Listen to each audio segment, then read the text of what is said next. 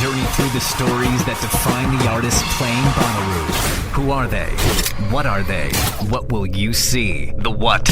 Which bands this year that matter? Yay. With Brad Steiner and Barry Corder. When you think of iconic Bonnaroo sets, 2012, Radiohead on the What stage has got to be one of the great ones of all time. The What Podcast, starring myself, Brad Steiner, from WDOD Radio Hits 96 in Chattanooga, Tennessee, and Barry Corder from the Chattanooga Times Free Press. Welcome again, Barry Corder. Week 3, episode 3 of this. Isn't that great? Yeah, what a great way to start. I'm glad we picked that. It took me back to that 2012 show and that line, "When I'm King," because I remember another media type trying to make a big deal that Tom York had looked up into the brand new at that time VIP section when he sang that line. Like, "When I'm king, I'll get rid of you guys right away." Yeah. I didn't know that. I didn't catch that part. Yeah, I just remember that. I didn't know if he was reading too much into it. Probably. Let's be honest. He probably was. Tom York doesn't do things that are not perfectly suited for each individual moment. So it was very possible. Or ill-considered. And speaking of the day I'm king, when I'm king, we got the Kingmaker today. We do. How exciting is that? Yeah.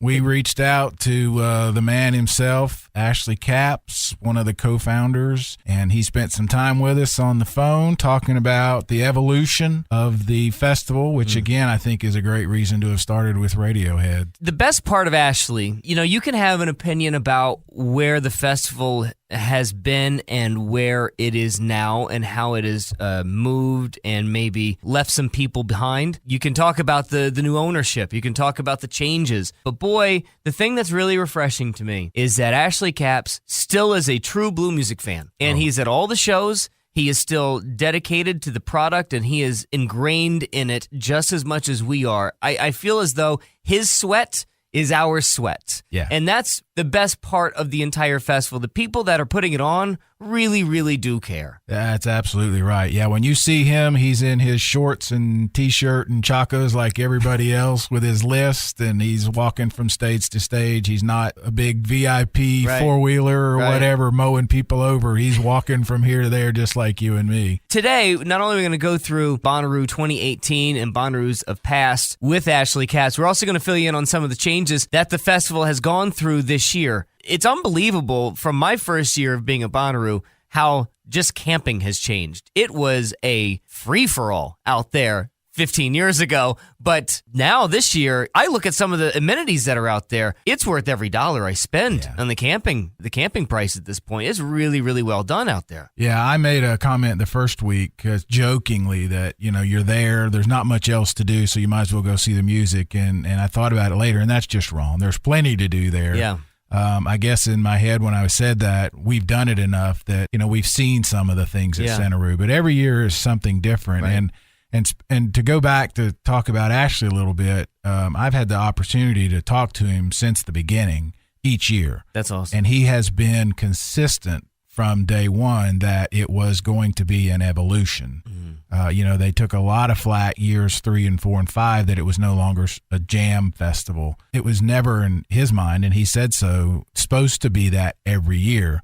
The reason they went with that particular lineup was that they needed people who would camp in what you just described, the harshness of it. They didn't have VIP then, and boy, they do now. Yeah. So not only are we going to go through that with Ashley, also tell you how you can win Bonnaroo passes with those very camping passes added on to it a little bit later on in the podcast. So let's get to it. Ashley Capps, the subject of today's The What Podcast. First of all, thank you, but I want to take you back a couple of years to actually Forecastle. I don't know if you remember, but I introduced you to Brad in the bourbon tent. Oh, I'm sure this is going to go well. And first of all, and you expect me to remember this? No, right? But I'm going to ask Brad. What you just said? I'm going to ask Brad if he remembers what he said to you, and then I'm going to say your reaction was to look at me like, "Do we need to call security?" Which is a perfectly legit.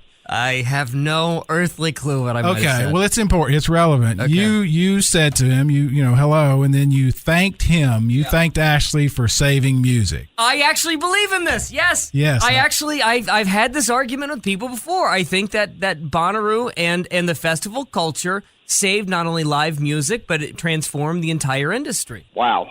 Yeah. That's quite a thought. It's a little over the top, but I don't disagree. I do for a living.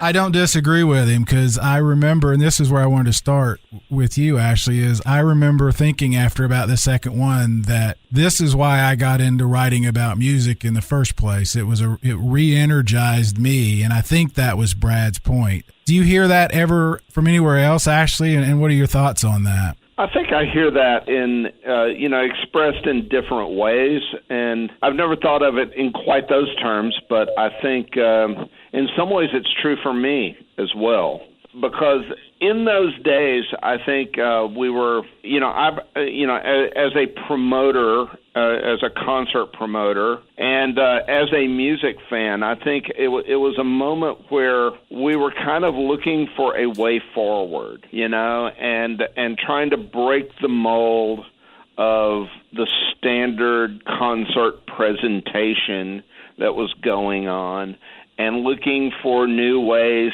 to engage people socially, and also to excite people, I think, by presenting the music in a really exciting way and in a context that connected it to a greater whole. And so I think all of those things we would never have stated it that way at the time. This is kind of something you think about in retrospect. I think it's an interesting thought, because it did transform people's experience of music in certain ways, at least here in the United States. Obviously, that culture had been alive and well in Europe for decades, which is one of the things that encouraged us and inspired us to jump into the festival business here in the United States, even though here in this country, the history of especially rock festivals was checkered, to say the least. There were none really that had sustained themselves year after year after year in a single location and actually established themselves as an annual must-see experience. I would say absolutely that, and also, just remember 2002 to 2001, music that was popular was very heavily produced studio thing. So live music, festivals were not to be seen, not to be found, and even live music was sort of in a weird place. So it really was transformative. So, well, I guess the reason I said that is because I don't think that the industry knew what to do and how to make money. The CD was basically the only way that you could make a lot of money really quickly. And other than big tours, what was really making money those days? I mean, small club shows? How good were the small club shows here in Chattanooga or up the road in Knoxville, and were they making a lot of money for the artists? Were they getting exposed to... Those were a really, really tough business then. And were they getting exposed to enough people, because I think part of the transformation is that,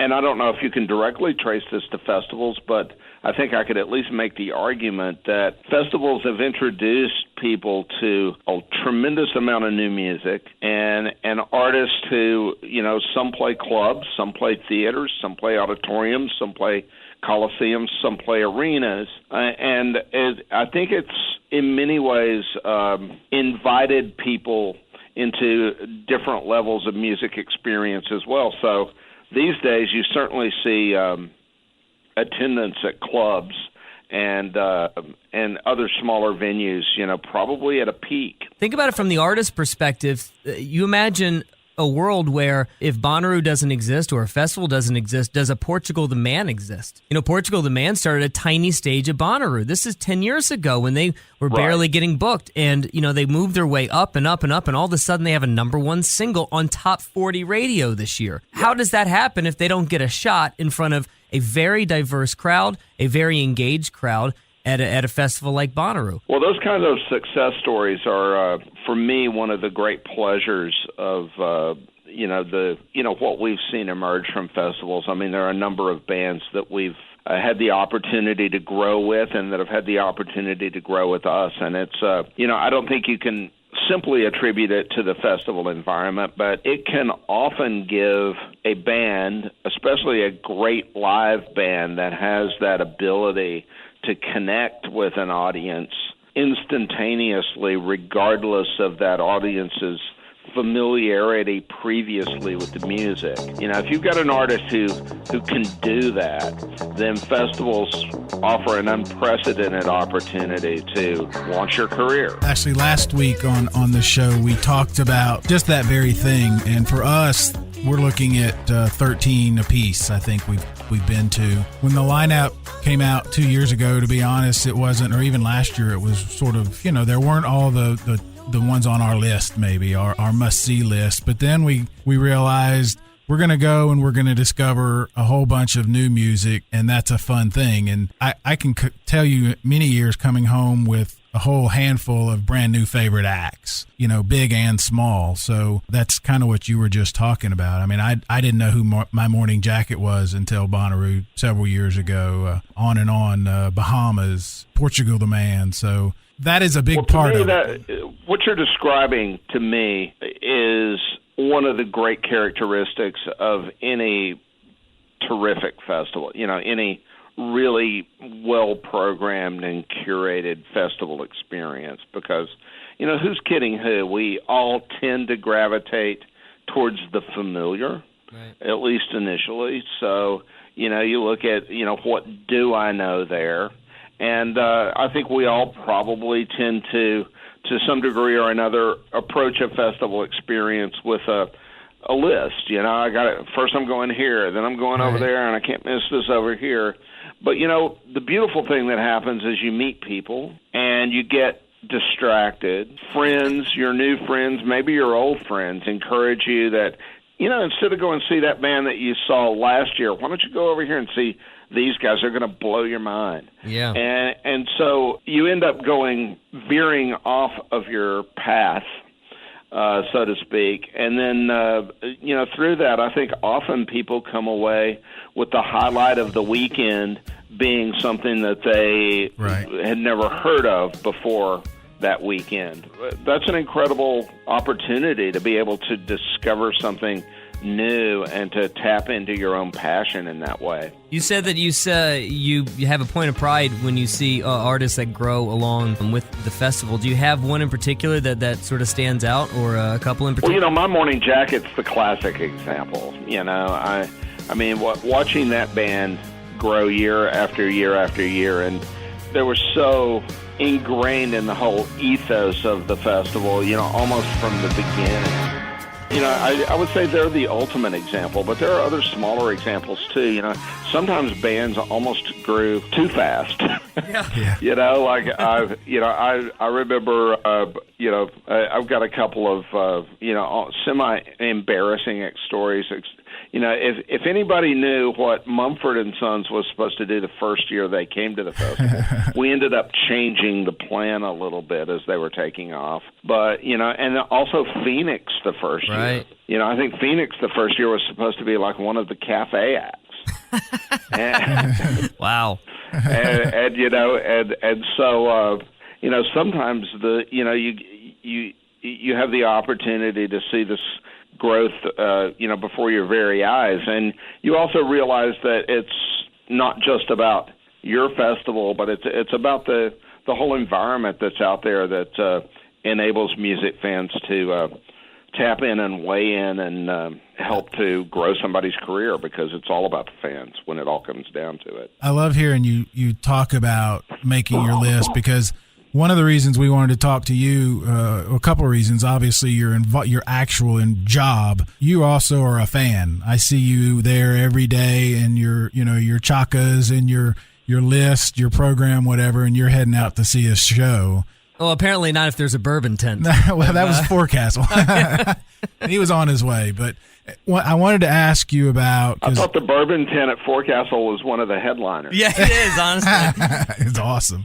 There's a couple of things. I saw you last year at Angelique Kidjo, probably, a couple hundred people, but the McCartney thing, you and I spoke the next day for quite a while, and that was such a moment for so many people. But I remember hearing from you that was, as a fan, just like for me, that was a huge moment. Those types of things that can happen at Bonnaroo, the big and the small. Absolutely. To me, scale is not necessarily a factor. It's that ability of an artist to connect with you as a member of the audience. You know, Angelique Kidjo is an amazing performer, and that was I'd been hoping to present her at Bonnaroo for years, so it was wonderful to be able to finally do it, and that was such a great show. At the same time, even though he was in front of a huge audience, Paul McCartney had this just extraordinary gift to make you feel like he was just playing for you and your friends. Yeah. You know, I mean, there was such a, you know, in spite of the scale of the whole experience, it was very intimate, you know, in a way that it kind of sounds crazy, but, you know, he just, I mean, obviously he's Paul McCartney, you know, but his gift for being able to communicate so directly or make it feel so direct to everybody in that audience was extraordinary. The ability to command 80,000 people or 80 to 100,000 people in silence is probably the hardest thing in the world to do. And that show in and of itself is maybe the greatest musical highlight of my life. And this is coming from a guy that was never really a Beatles fan, but to stand behind two people who were dating right before Live and Let Die. He drops to one knee and asks her to marry her. And then literally the next song is Live and Let Die Fireworks. It's like he called Ashley Capps himself and planned this show. But from the headliners to the smaller cafe acts, the common theme has always been for Bonnaroo, music first, the art matters, and that art takes a lot of twists and turns. It takes a lot of left-right turns and then finds itself into probably a genre that you've never expected to find yourself in probably 15 years ago in EDM, and creating an entire wing of the festival just for EDM, huh? You know, the most exciting thing to me about the music business in general is how it continually reinvents itself. You know, while people as individuals often tend to stick with music that they grew up with at a certain period in their life, where they have certain life-changing experiences, whether it's when they, you know, meet their first lover or their wife, or, you know, first leave home, you know, all of the different things that these rites of passage that we all experience as humans. I think music itself is continually changing. In order to stay fresh and relevant and with our finger on the pulse, we have to be open to that change as programmers, and that to me is, you know, it's what keeps me excited about coming to work every morning. You know, if you were doing the same thing over and over and over and over again, it would get to be a little old. Introducing new musical trends into the mix is not only smart from a, you know, business perspective, but it's also what music is all about. What was the discussion leading up to that? Because you guys didn't just say, hey, this EDM thing seems to be picking up some steam, we ought to throw, you know, a few acts on the stage. You guys totally reconfigured an entire portion of the campus there, the Bonnaroo. Well, we did, but we didn't really do it overnight. We've always had electronica as an element of the festival for, you know, almost since the very beginning, if not since the very beginning, you know. And so it's always been woven in. And I think, you know, a couple of years ago, we just made the decision, let's go there. You know, this is obviously something that, you know, the younger audiences are really embracing in a huge way. Let's embrace it also. And because, like many great musical experiences, the environment is a really important part of the experience of that music. That evolution will be on display this year at Bonnaroo. This is the What Podcast with myself, Brad Steiner, and Barry Corder. Bonnaroo Vets. This is a podcast by Bonnaroovians for Bonnaroovians. TheWhatPodcast.com. It's also a place that you can get Bonnaroo tickets. We'll tell you how to get Bonnaroo tickets here in a second. But first, let's go through some of the changes at the festival this year. When I started getting the emails this week, Barry, I started looking back and reading some of the changes. I mean, it's astounding. It really is bizarre. Going from what I saw when I was camping from the first year to now, it's a different world. I mean, I'll never forget the first year that I camped, and I don't like telling the story very often, except I like telling the story all the time. It was very early. It was like year 2, and I was camping in maybe the last pod that existed in the history of Bonnaroo. It was so far away. At the time, if you took the wrong turn, you're gone. I mean, you could walk and walk and walk and not know where in the hell you were going. And we took the wrong turn one day. And at the time, they were letting like everybody camp just at a free-for-all. So I remember there was something on fire. Then there was a guy peeing off the top of his van. And then a girl who was butt naked ran straight up to me, grabbed me by the throat, and slithered down my body. Yeah. That was the free-for-all that was camping 15 years ago. It's a tad different now. And that was before breakfast, right? Yeah, it's like 3, 4 o'clock in the morning. Now you can do karaoke with T-Pain. Yeah, you know, I'm a karaoke. little upset that 15 years ago I didn't get karaoke with T-Pain. My son had a similar. I asked him the year he went. I said, "What's the weirdest thing you saw?" And he watched a girl strip naked and climb a man as if he were a tree. And he would like move his elbow and knock her off, and she'd go to the ground and then climb him again. Hey, that was my mom. Yeah, right. Those two were married, and when we think about it, the field, and that's all it was. It was a 700-acre farm that you pitched a tent or a plastic tarp or a bungee cord or whatever. No trees, no shade, nothing. Whatever you brought, and I don't know about you, but I was not nearly the experienced camper. Oh, no. My first year, I showed up and had an umbrella in the truck accidentally. I did think to bring 2 sawhorses and a small piece of plywood that ended up being a table, and I strapped the umbrella to that table with 2 bungee cords, and as the sun rotated, we moved the umbrella because that was the only shade we had during the afternoon. It was just survival. Yeah. It was Lord of the Flies. Flies. Lord of the Flies for at sure. the point. Year after that, I remember being in my tent as the storm came through, thinking, I hope this rubber air mattress keeps me from being electrocuted, because if not, I'm dead. Oh, yeah. There was nowhere to go. Right. So, now, I remember writing stories the year they planted grass and a couple of trees as if this was the greatest thing. Man. Invention of mankind. They planted grass. The dust year was the worst experience ever. I remember being in the there used to be a set of bleachers there next to the witch stage. I was in that bleacher thing and standing on the top level of the bleachers, and I just looked back at just brown soot covering everything. And then the next year they overseeded and planted grass, and you walk through on Thursday, I could have rolled around naked. It was phenomenal. And the grass is still there depending on Sunday, right? Which is why it's so important, which is why I brought it up. But that Dust Bowl year was a Saturday evening. We had gone back, myself and Ashley White, who was our photographer, we'd gone back like most people did to sort of eat and get cleaned up for the parade. And we went walking into Bonnaroo for the parade. And I thought, wow, this is big time. They've released smoke bombs for this parade. This is high tech. And then I thought, no, that's not smoke. It was tough. Then I was convinced I had Legionnaire's disease when I got home. Boy, the things you can convince yourself at Bonnaroo. I just whatever I've snorted was not healthy. But now, so they put a lot of effort, as you know, in the last couple of years into the VIP areas, adding the yurts, and the tents that you could rent, and they're ready to go for you when you show up. This year, they put a lot of effort apparently into those campgrounds. The general camping is the Grove looks beautiful. The Grove, and they're having artists go out there to perform throughout the days at different times. There's always been art projects in there that it's hard to explain, but like just a giant field of yarn that everyone could change as it goes. It might look one way on your way into Bonnaroo, and it looks completely different later that night. Right. And depending on what sort of recreation you've been doing, it can look completely different, and that's the whole idea.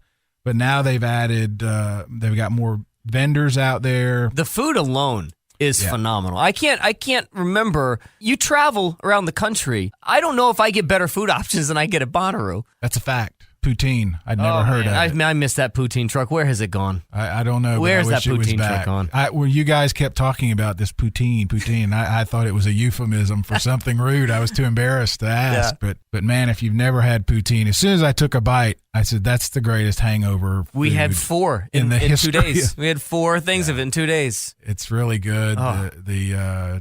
The chili dogs, right? The corn dogs. Well, we call them cray musties. Cray musties. Yeah, because you got to get a crazy amount of mustard on it and get them cray musties. And, of course, the spicy pie. Yeah. Is there anything better in the world than spicy pie? Yeah, it's really good. What else is in the campgrounds this year? What else am I seeing back there? They've added Wi-Fi, which they always say that, but there's so many people and everybody's on their phone trying to send a video to their friends, so that's a joke. Right. But, So they do have it. Permanent showers. As somebody who has to work this event every year, I like that the Wi-Fi doesn't work because I can just tell everybody at work, I just couldn't get a signal. That's true. I was going to keep that part a secret. They've increased the trading post, the bathrooms. I mean, that's always been an issue. Showers, water stations, for filling up your water jugs. They've added, increased the garage. They call it with that big giant car that drives around. Yeah. That garage is actually really, really cool. Yeah. Again, shade becomes such a premium. Yeah. You remember the first year that it had that one pole in the middle of the field, and it cast a shadow about 45 feet long and about 6 inches wide, and people sat in that shadow and moved like a clock dial. Yeah.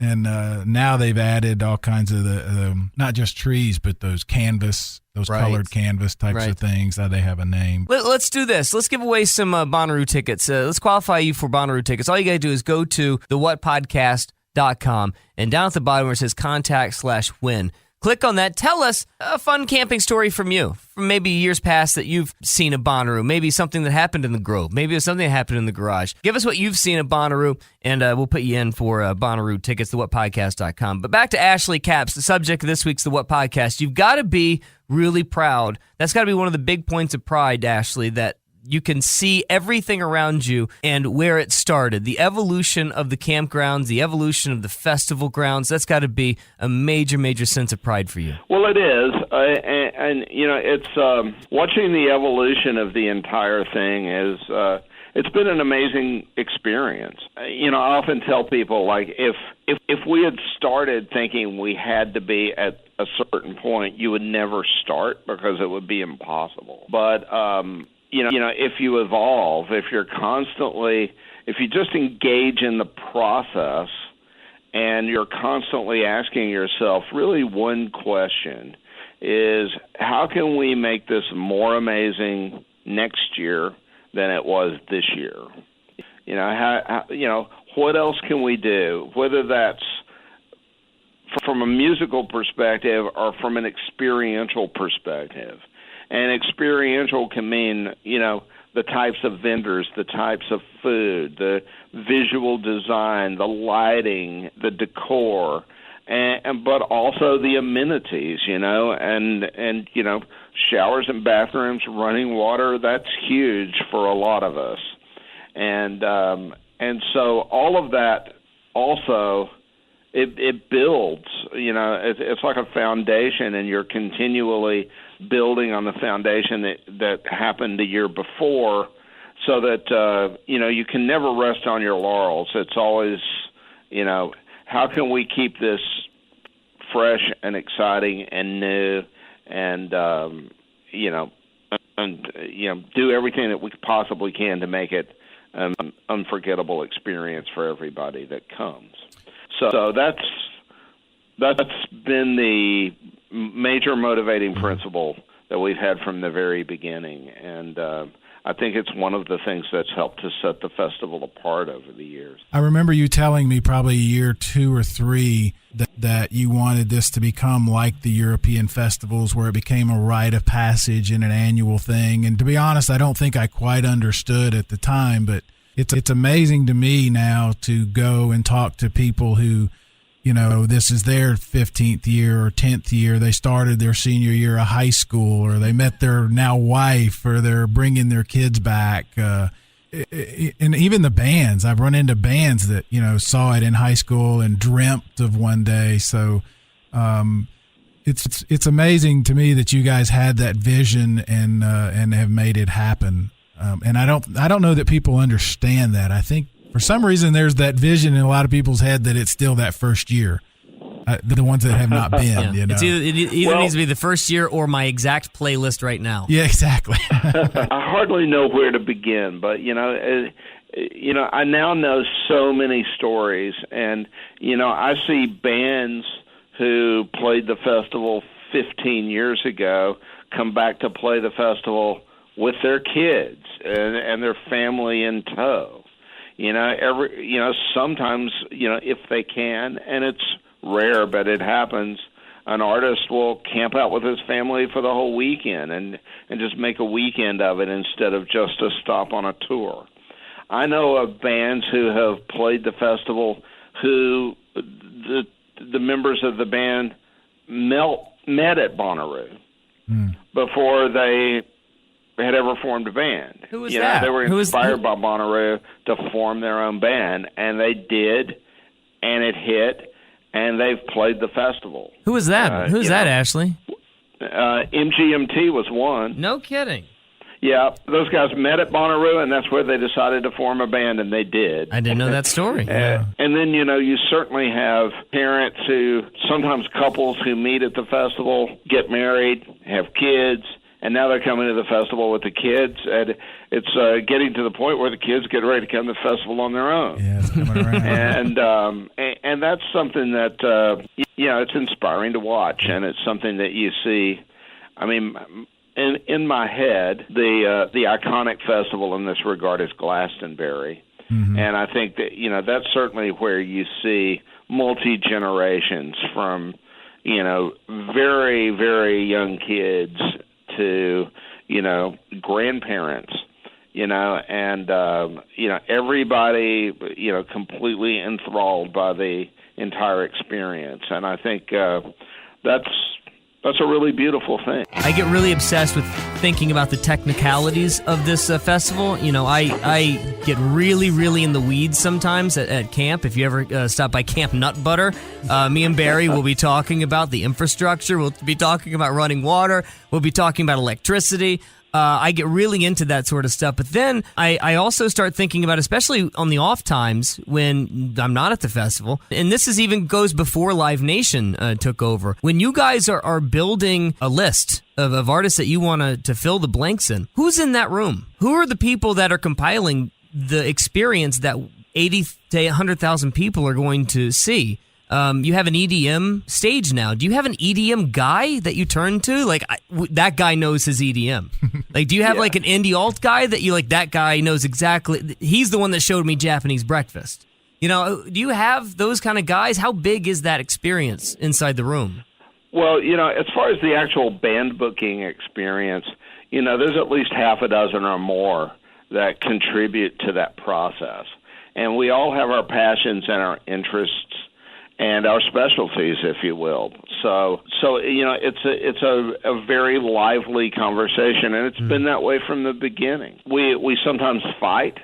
We sometimes agree to disagree, but we also learn from one another. It can be one of the most maddening parts of planning the festival, to be perfectly honest, but it's also one of the most rewarding. And, I seldom leave one of those conversations, and they're intense. They can be once or twice a week, for 6 months leading up to the festival. And I seldom leave those meetings without a playlist of new artists that I want to check out, because, everybody in that room loves music and they love what they do. And they also love discovery. They love introducing new acts that they've discovered into the conversation and ultimately into the program. Sometimes that takes, a year or 2 or 3 or 4 years, because there's so many factors that come to play in what the lineup ultimately looks like. We don't get to sit there and just choose. Right. It depends on whether an artist is touring, whether they're in the United States or maybe touring elsewhere in the world. There are just so many different factors that can that come together that ultimately determine what the final lineup actually is. So there's, on every level, a tremendous amount of give and take continually. And you take it seriously too, because it's a room full of tastemakers. That's for sure. I can hear listeners to this podcast screaming, even though I can't really hear them. Who do you want to go see this year? Who is that on your list of maybe the new people that you definitely are going to go check out? Wow, I haven't made my list yet. Okay. To tell you the truth, we've got 3 festivals before Bonnaroo. And so, I still haven't dug into what I'm going to do with those yet. So, the other thing that I've learned about Bonnaroo, to be honest, is I I don't make a list quite the way that I used to before, because for me, Bonnaroo is definitely a social experience. That's right. It's almost like a family reunion. There's so many people that come together from literally all over the world for that weekend. Sometimes that might be the only weekend that I really see them, but they still feel like really great friends. And so there's that aspect of the experience that's come to, in some ways dominate what the weekend is all about for me. Because of that, I'm the one that gets led to all sorts of things that I may not be that familiar with, because, as I described the booking process, it's not always my taste. It's not always my selection. And sometimes, especially now, there are some new artists in there that I discover that weekend myself. The best Bonnaroo plan is to not have a Bonnaroo plan. Yeah. That's essentially the best, and let the experience come to you. Or the best plan is to make a plan and then not worry about it when the wind blows it away. Right. Or if the rain comes, like in 2000. Yeah. Final thing, we'll wrap up. Do you have any news to break this year? Do you have anything that we don't know of just yet? We're still, the Super Jam announcement's still to come. Yeah. I think we've got some special guests. There's the Grand Ole Opry this year, which I'm really excited about. Sure. And there's going to be some special guests with the Grand Ole Opry, so we can't wait to tell people about those. Some of that is still being discussed. Bon Iver's got his special show. Yeah, and I'm digging to every industry contact that I have to try and figure out what in the hell those two sets are going to be. I'll be honest with you, Ashley. I'm very confused. I think one of them's going to be a Bon Iver concert. Yeah. And the other one is, as best I can tell, still in Justin's mind. Yeah, I think, He's still thinking about what it's going to be, and I think we none of us know, and but we do know that we can trust Justin. Yeah, because it's going to be amazing. And you won't know until probably that Saturday. You probably won't know. I'm sure we will not know all of it until then. Really an honor to talk to you, and thank you so much for taking so much time with us. A thrill of a lifetime, honestly. Each and every year, you've created something really, really special. The entire team has, and it's nice that you guys seem to have such a firm grasp on it and still have the thing as your baby, even through all the transition. Congratulations. Well, thanks for having me. I love to talk about it. We do too. It's been such an amazing experience.